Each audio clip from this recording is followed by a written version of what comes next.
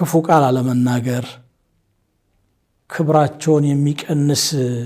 አይነት ስድብ የሚሳደቡ ወንዶች አሉ ማለት አይገባቸውም ፍቅር ማንም ሰው ይፈልጋል ወንድ ከሚስቱ በኩል ተፈቃሪ እንደሆነ ማወቅ ይፈልጋል ሚስት ደግሞ ከዛ በበለጠ መልኩ ባሏ ዘንድ ያለን ቦታ ማወቅ ትፈልጋለች የት ቦታ ነው የሚያስቀምጠኝ የሚለውን ነገር ያው ሴቶች ይጨነቁበታል ይሄንን መግለጽ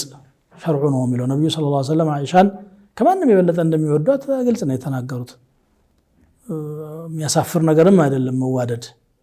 ይሄ ማድረግ እንደገና እቤት ውስጥ ሲኖሩ አቅም ካለ አለማጣበብ በወጪ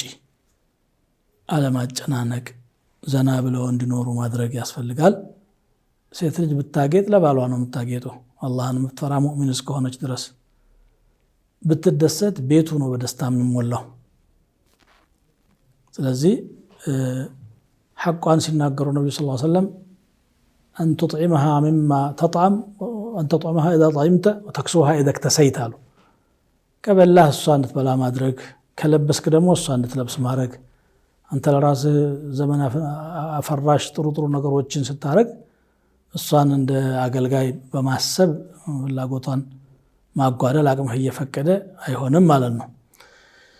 ምክንያቱም ሄዶ ያንተ ደስታ ከሷ ጋር የተያያዘ ነገር ነው ቤቱንም ፏ ብሎ አስደሳች ሆኖ እንዲጠብቅህ የምታረገው እሷ ናት ልታደነጋግርህ ከፈለገች በአንድ ቀን መስቀልቅልህ ልታወጣ ትችላለች በነገራችን ላይ